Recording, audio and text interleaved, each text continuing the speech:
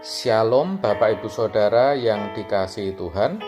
Seri pengajaran hari ini Jumat 26 Februari 2021 berjudul Pilihan Kita Harus Dipertanggungjawabkan. Mungkin satu hal yang jarang disadari dan dipikirkan orang adalah kelak semua pilihan hidupnya harus dipertanggungjawabkan di hadapan pengadilan Kristus. Hal ini dikemukakan Paulus dalam 2 Korintus 5 ayat yang ke-10. Sebab kita semua harus menghadap tahta pengadilan Kristus, supaya setiap orang memperoleh apa yang patut diterimanya, sesuai dengan yang dilakukannya dalam hidupnya ini, baik ataupun jahat.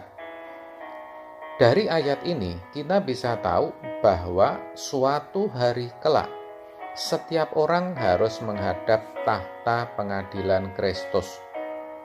Lalu apa yang sudah dipilihnya, apakah itu baik atau jahat, akan mendapat ganjaran. Itu sama artinya bahwa setiap pilihan dalam hidup kita suatu hari kelak harus kita pertanggungjawabkan.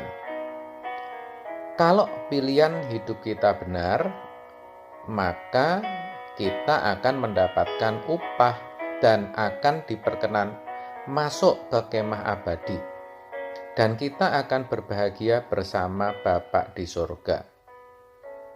Dalam Matius 25 ayat 23 dikatakan demikian, maka kata tuannya itu kepadanya, baik sekali perbuatanmu itu, hai hambaku yang baik dan setia. Engkau telah setia memikul tanggung jawab dalam perkara yang kecil. Aku akan memberikan kepadamu tanggung jawab dalam perkara yang besar. Masuklah dan turutlah dalam kebahagiaan Tuanmu. Ayat itu berbicara tentang hamba-hamba yang kepadanya dipercayakan talenta sebelum tuannya bepergian ke luar negeri. Setelah tuannya pulang, ia meminta pertanggungjawaban dari masing-masing hambanya. Yang diberi 2 dan 5 talenta memilih untuk menjalankan uang itu, sedang yang mendapatkan 1 talenta memilih untuk menggali lubang di tanah dan menyembunyikan uang tuannya di sana. Akhirnya, hamba-hamba yang mengembangkan uang tuannya dikatakan sebagai hamba-hamba yang baik dan setia dan diperkenan ikut dalam kebahagiaan tuannya. Sebaliknya, hamba yang memendam uangnya di tanah dicampakkan ke dalam api kekal. Tentu itu gambaran bagi kita. Kita pun sama, saudara.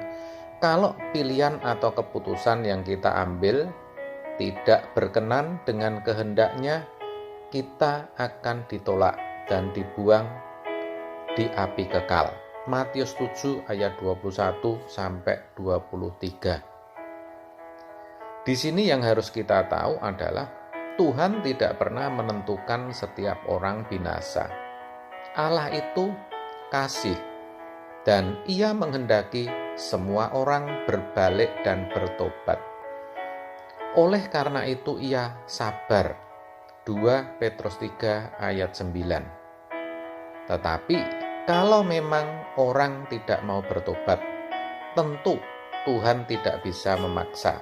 Itu pilihan masing-masing individu. Namun demikian bukan berarti Tuhan tidak peduli dengan pilihan hidup kita, pilihan hidup yang salah. Dalam hal ini Tuhan turut bekerja dalam segala sesuatu untuk mendatangkan kebaikan. Roma 8 ayat 28, yaitu bagi mereka yang mengasihi Dia dan terpanggil sesuai dengan rencananya. Kebaikan yang dimaksud adalah agar manusia bisa menentukan pilihan yang benar, sehingga bisa diubah dan dikembalikan ke rancangan semula. Tetapi kembali, semua tergantung daripada respon orang itu sendiri. Jadi sebenarnya peristiwa yang kita alami itu merupakan momentum atau kesempatan yang disediakan Tuhan untuk mendewasakan kita. Dan itu proses yang harus kita lalui. Tanpa adanya proses, Tuhan tidak bisa membela kita.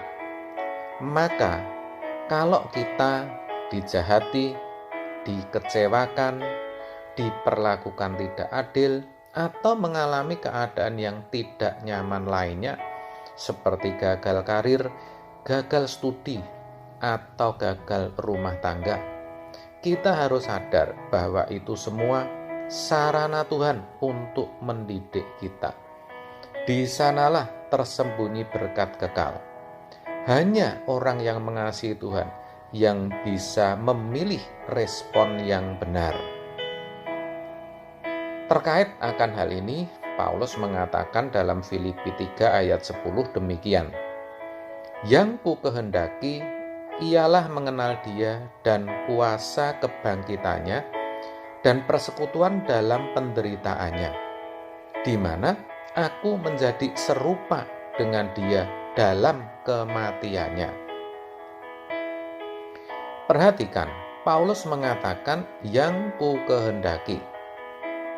Itu menunjukkan pilihan Paulus yang tentu hasil dari pertimbangan dan keputusannya sendiri, bukan ditentukan siapapun juga bukan Tuhan yang menentukan.